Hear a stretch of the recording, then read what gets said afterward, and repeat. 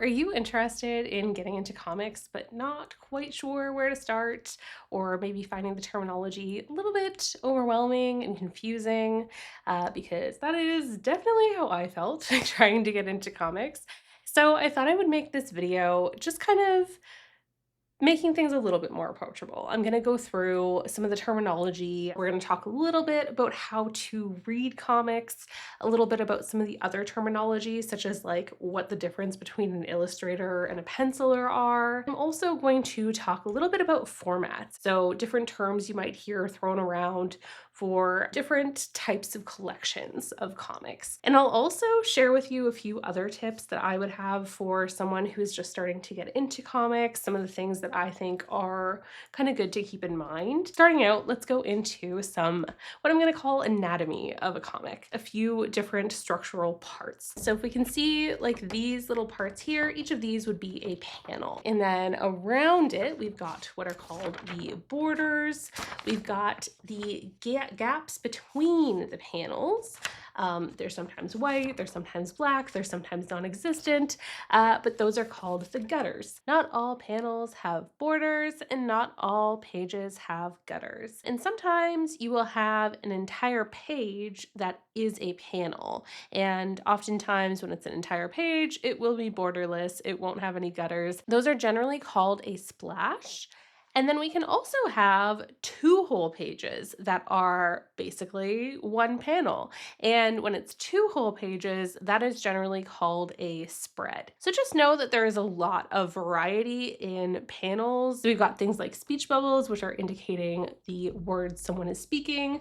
We've also got things like thought balloons, which are kind of going out of favor a little bit. They're just indicating thoughts rather than something that is being said out loud. We've also got things like the captions, which are those things you'll often see at the top, a little bit of extra wording that's not in a speech bubble or a thought balloon. Sometimes captions are also just like hanging out in the panel. They're not bordered and they're not quite as structured. So now I want to pivot away from the structural aspects and talk a little bit about the creator aspect. So who does what and what these people are called. A cartoonist is generally used to describe someone who is writing and drawing a comic. I will sometimes just call them a creator or the sole creator, but cartoonist is also a label that's generally used for someone who is doing both the writing and the drawing aspect of a comic. So some cartoonists will have assistance with something like coloring or shading or lettering, and that generally does not take away from them being credited as the primary creator of the work. There are a few teams in comics where there's two people primarily working on a comic and they are both doing drawing and writing aspects. Not very common, but does exist, such as the early beginnings of the Teenage Mutant Ninja Turtles and Day Tripper. The writing and illustration aspects can also be divided. So often there will be one person who is writing the comic, so they're writing the script basically, and then you've got an illustrator or a team working on the illustrations that are adapting that into comic form. Sometimes the coloring is done by a colorist or a team of colorists. The illustration or drawing aspects can also be divided into penciling and inking. So the penciler is doing kind of the initial stuff where you're figuring out where things are going and some general outlines, whereas the inker, or also known as the finisher or embellisher, is doing some of those final line work things, kind of bringing it all together. There's also comics that have someone who is doing the lettering aspects or the font aspects. So it just depends on the comic in terms of how many people there are working on it. When I was getting into comics, I found the format aspects kind of confusing. And I'll be honest, there's still some aspects that are confusing because not all of the definitions are set in stone. But I will talk about some of them and some of the general gist of the definitions. Keep in mind, again, that some of these have some variance in terms of how they are interpreted. So starting out in some of these smaller aspects, we've got things like zines, or I always want to call them zines, but they're pronounced zines, like a magazine, which are self-published booklets or magazines, usually more indie, underground, experimental stuff. We've also got things like strips. So in a newspaper, you might find some of those comic strips. That's one of my favorite ways that I used to read comics as a kid. So one of the most common formats in North America for comics are single issues or floppies. And these are basically like a magazine. They're magazine paper feel, they're stapled together, and they are released fairly frequently compared to some of these other formats that we're going to be talking about. And they're basically chapters most of the time. So in a larger collection, which we'll talk about, they do kind of become, they end up being called chapters in those larger collections. But in these single standalone, they are just either called just number whatever or issue number. And so this is a single issue. So in this example, I am using Ice Cream Man, which you could pick up any issue of Ice Cream Man and it would kind of be its own standalone story, but that's kind of unique to this series. A lot of series, you're going to want to kind of continue through a story and probably start in the beginning if it's a story that you can. With superhero comics, it's a little different because I'm not really into that side of things. I can't give you too much info on that, but there's so much that you kind of want to generally just get into a good starting place and go from there. But in a lot of other comics that are a continuing story, I would start from the beginning and just work your way through. So you can read comics completely in single issues if you wanted to. I think these are probably best for a series that you really care a lot about, that you really want to get the updates for, that you don't want to be waiting for the larger collections for. And I can totally get using them for that. I don't really collect these. I actually bought this specifically for this video because I don't have any. I realized I have none to actually use as an example. So I specifically got this for that. And they are price-wise, like if you buy these compared to, again, some of the larger formats, it can sometimes be a little cheaper to buy this. But I would say it kind of depends on how you're going about things. And you also will not likely be able to find this at like a library, for example. Whereas larger collections, you may be able to find at a library, you may be able to find at standard bookstores that are not comic specific. These are the kinds of formats that people will sometimes have like framed on their walls. Sometimes they'll get them graded. And it is a big part of the comic world, but for me, enjoyment wise, I just don't gravitate towards this format as much. I am going to share a few things about this format just so that you are aware. So I picked this one because it has a weird cover. Like not a lot of the covers are going to look like this. Generally, you're going to see what the name of the comic is. You're going to see what issue number it is and who the publisher is. And there's also going to be a barcode. So we've got like the standard barcode here, but then we've also got this smaller barcode here. And this smaller barcode, it's up to the publisher how they use it, but standardly across pretty much all publishers that I'm aware of, there is the same format to this 5-part number here. So the first 3 numbers are for the issue number. So in this issue, we are on issue 44. So on the back here, I have 044 is my number. And then the 4th number is the cover version. So this issue, for example, has 2 cover versions that it came out with. So it had cover A and cover B. This one is cover A, but we can also see that it's number 1 on this code, where the other one would be number 2 on that 4th number. Oh gosh, and I am rubbing off the barcode as I'm trying to talk about it. And the 5th number on the barcode is the print run. So this is the 44th issue, the first version of the cover, and it's also the first printing of this issue. So that's generally how it's used with single issue comics. With other types of comics, with other collections, that extra 5-part barcode works differently. So with single issues, we've got the barcode for identification. We've also got whatever it's saying on the front of the book in terms of the issue number and the comic name. And it should also say on your copyright page what the issue number is on there as well, and if there's a name for the specific issue. So for example, this one is named Performance Review, and it's also issue 44, and that was in the copyright page as well. Moving up in size from these single issues, we've got collections of single issues.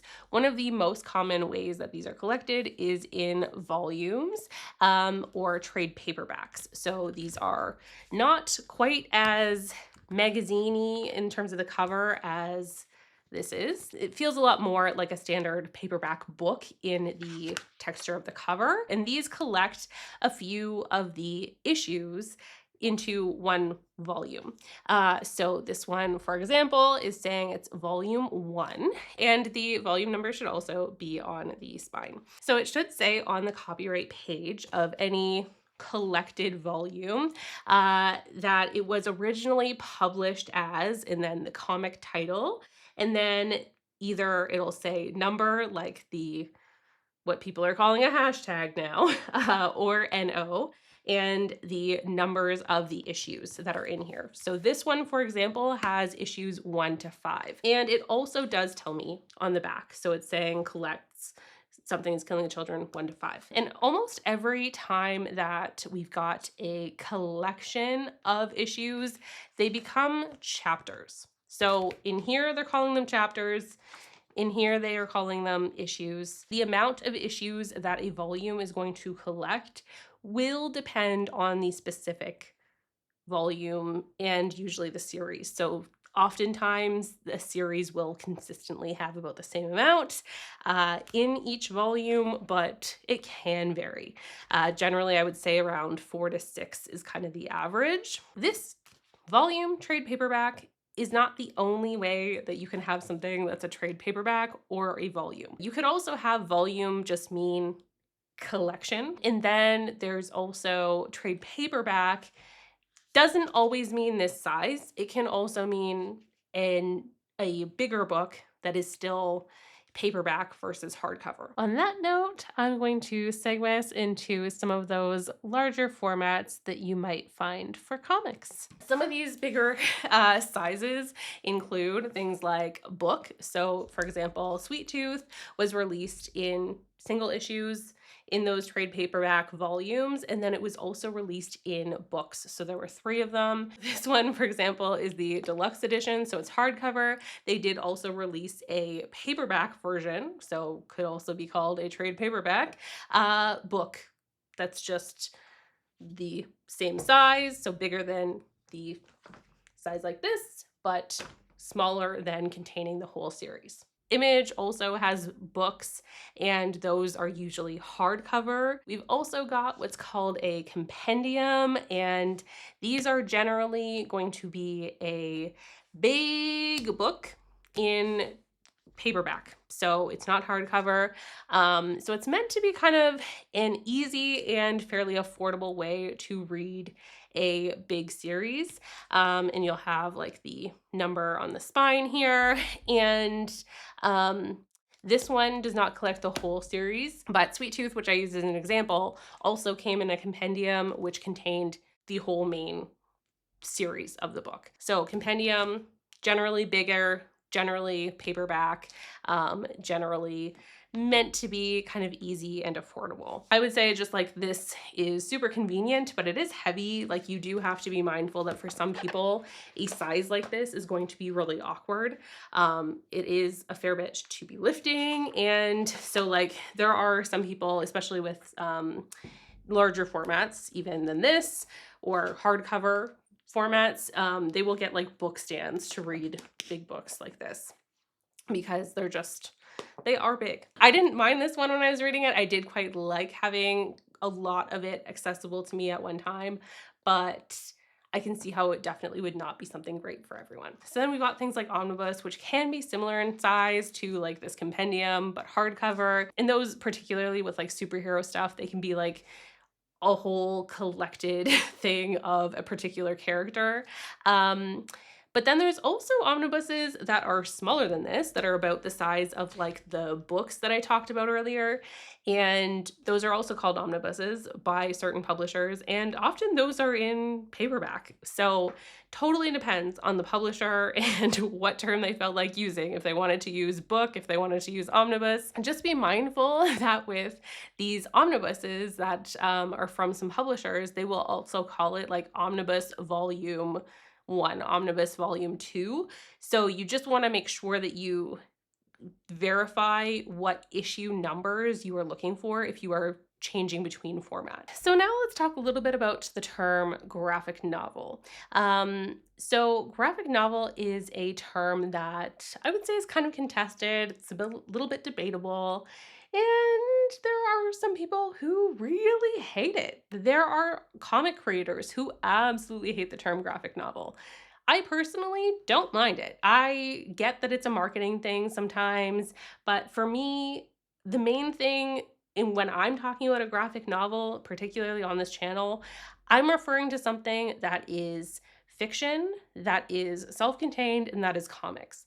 And to me, graphic novel kind of holds all of those. If I'm talking about a book that is not fiction but is self-contained, I will generally call it a graphic memoir or graphic nonfiction or even a graphic narrative. I try not to say novel just because novel can be so tied to fiction. So I don't like to use it for describing nonfiction books.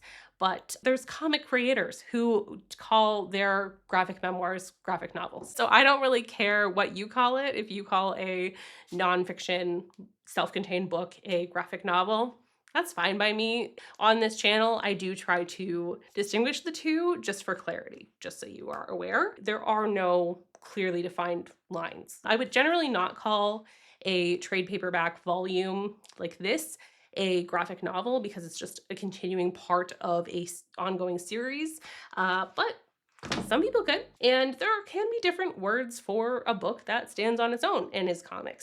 So they're all still comics, right? But we've got even like this book says on here that it is a comic novel. So rather than saying graphic novel, we're just calling it a comic novel. There's also the side of graphic novels that contains the adaptations of previously prose novels. So now I just want to chat about a couple of regional format terms. I'm just going to touch on a couple of regional format terms. One of them being an album, which is a European term, which are kind of similar to the issues that North America has, except that albums are generally a bit longer than this, and they're also a more complete story. Like they're basically a whole short story that is within the world, within the characters that are in this continuing series. So each of these albums that you get, generally they are their own story, they're their own adventure. In general, not going to be the case with single issues. They're just a little chapter rather than a whole story. This is an example of 3 albums in one book. So the size would be about similar to an album. So just to show you footprint wise, a little bit wider, a little bit taller. Generally, they are going to be released in either hardcover or in a like similar to trade paperback kind of thickness cardboardy material. A couple of other series that have gotten a little bit more popular in North America are things like Tintin or Asterix. They're also released in albums. So as an example with this one, with each of these 3 short stories that were in here, they felt like their own thing, but they also felt a part of a collective whole. So sometimes this term album does get used a little bit differently in the comic world. I did notice, for example, that the Eisner Awards do have a category for graphic album, and they describe that as a category for works that are generally generally referred to as graphic novels, but can include things like a short story collection by one person and that contain at least 50% graphic storytelling and are at least 64 pages long. So the one other regional format that I'll talk about is manga, and manga are Japanese comics, and they are standardly going to be a little bit different in the way that they're orientated. So the front of the book is what kind of feels like should be the back of the book with a lot of books that we're used to. And you're going to be reading that from right to left rather than from left to right. So it's just a little bit of an adaptation to get used to the different way of starting the book out. And with manga, they are generally going to be in black and white, and they're also printed in this kind of smaller size. So just to show you as a size comparison here, a fair bit smaller.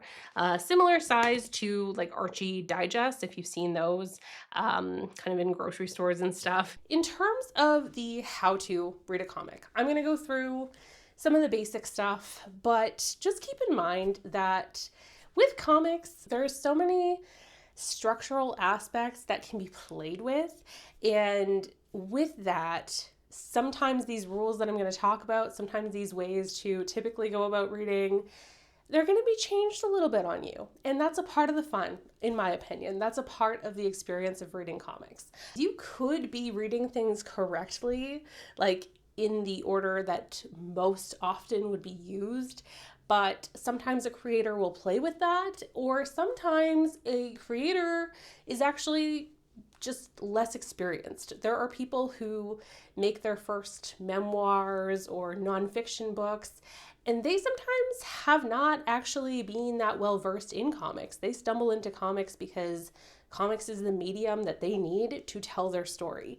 And I think we get some really amazing comics that way, but sometimes there's going to be little things that are a little bit out of the norm in terms of formatting structure stuff, or a little bit out of the norm in terms of flow stuff. So just keep that in mind. It might not be you. Just be ready to adapt. Be ready to just take things as they come. So in terms of how to approach reading a comic, we are generally going to read panel by panel and page by page. In this little example area I have here, we're just going to go below here to separate them.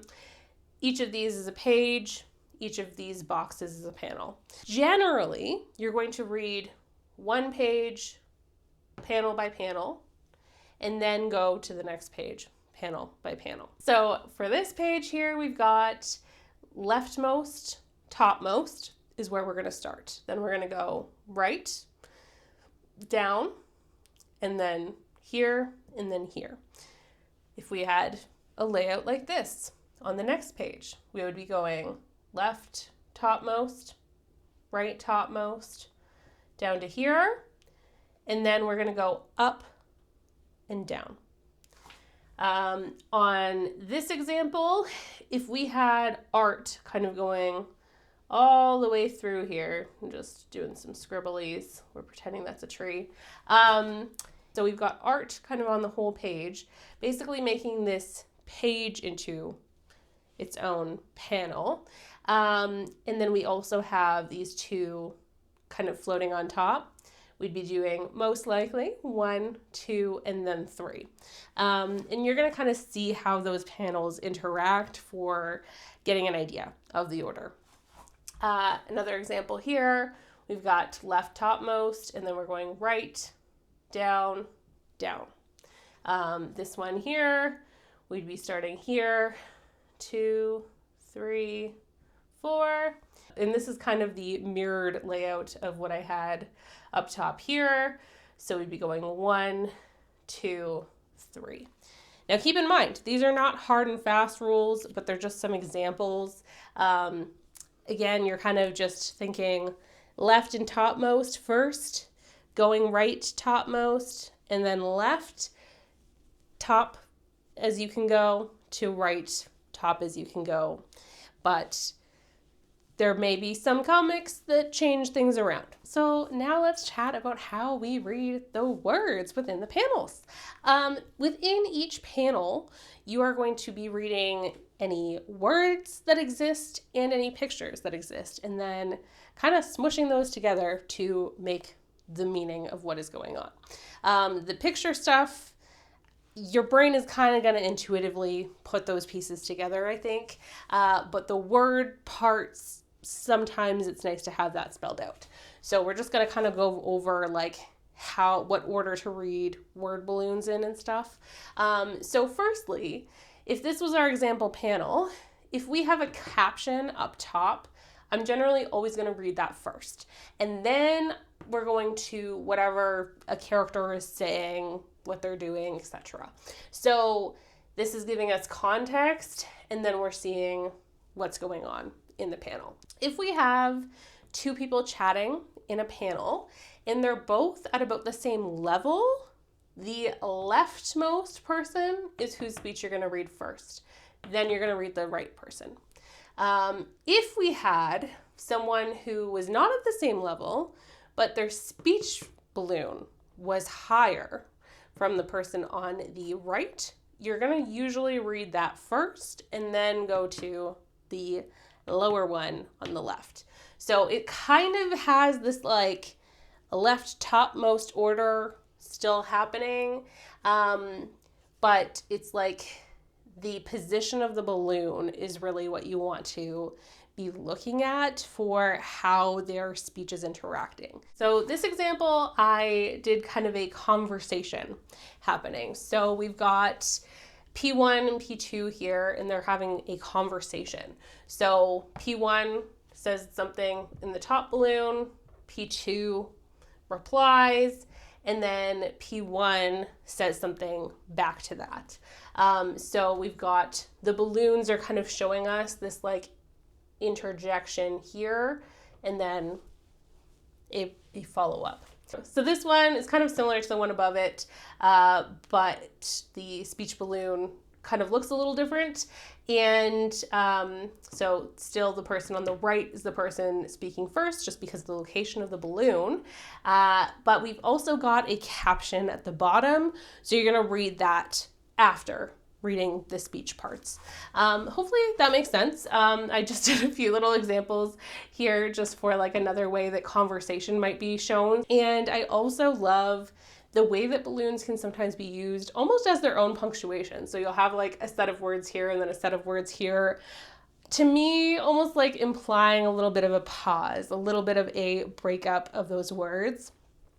Which I really love. I love balloons that have different shapes and stuff like that. I'm just going to show you a few examples of how you have to kind of feel things out and how some of these rules are broken, and you just kind of figure it out by looking at the comic. Firstly, I'm going to just show you an example from Something is Killing the Children, Volume 1.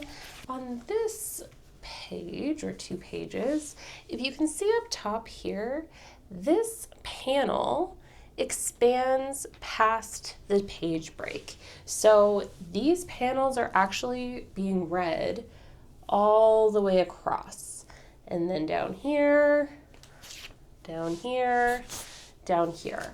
So we're seeing those hints of, okay, the panels aren't actually ending at the end of the page, so my eye goes this way. This is the way that I read it. So this is just an example of some context clues you might need to pay attention to. This series does play around with that kind of stuff a fair bit. So sometimes you are reading things page by page, but sometimes you're reading things as the full 2 pages across. And sometimes it's really obvious when like a piece of art is just the full 2 page, like a 2-page spread, but sometimes you're going to have to really pay attention to where those panel borders are. So one other example I'm going to show you of 2 pages where you're going to kind of look at the whole 2 pages as you're reading it is from Colder, Volume 1. 2 people are going through a house and they're having a conversation. So each time you're looking at a panel, you're seeing like a little bit more into their conversation, and you're also watching them walk through this house. But I loved how this shows how your eye can kind of be guided which way to go. So we're going through here, and then these characters are going down this stairwell through the door, and then here's another stairwell that they're going down, and then we're going this way. So sometimes you will have a comic that really does hold your hand through the way that your eye is supposed to go. So the next example I'm going to show you is from Sweet Tooth, book 2. So with this one, I was not really sure which way to read it at first. So it was like this, so this being the first panel, this being the last, but I could see it being color-coded where you're supposed to go. I could see there even being an approach to going this way. So there's a few different possibilities in my mind in terms of how you could use something like this and which way would be correct. So just to say, sometimes I don't think there is like a set in stone way to approach something, and it just depends on the creator, and you're kind of just gonna have to like go based on context. So the last example I want to show you is from Essex County by Jeff Lemire. And in this, we've got one gigantic panel spanning across the 2 pages, so a nice 2-page spread. And we've got basically these characters are talking across the room, and the order that they're speaking is just based on where they are relative from left to right. So there are height differences in these bubbles that normally in a lot of other contexts would tell us that, like, say this person is talking before this person, but in the way that this panel is spanning from left to right, that is not the order they're talking in. They're just talking each person down the line. So you just have to kind of look at things sometimes and get context clues, and sometimes you read something out of order in the way that you think it would be, and you just go, hey, that doesn't make sense, but this does. And it's just a part of reading comics. Hopefully over time you'll kind of get used to those little interruptions and just figure it out and keep on going. But hopefully that does not cause too much mental persistence for you. And some creators are way more straightforward in terms of the way that you would read their stuff. Some play a lot more with that formatting stuff. So just, I guess, if you're reading one where you're like, I just really don't vibe with how a person is playing with their panel stuff, their order stuff, maybe just try a different comic for now, and maybe try going back to it after you've gotten a little bit more experience with reading comics. So let's go into a few of my tips for if you are starting out. Here's what I would recommend. Firstly, don't invest too much money. Just get things from your library, get a list of books that seem to appeal to you, and start out without spending money.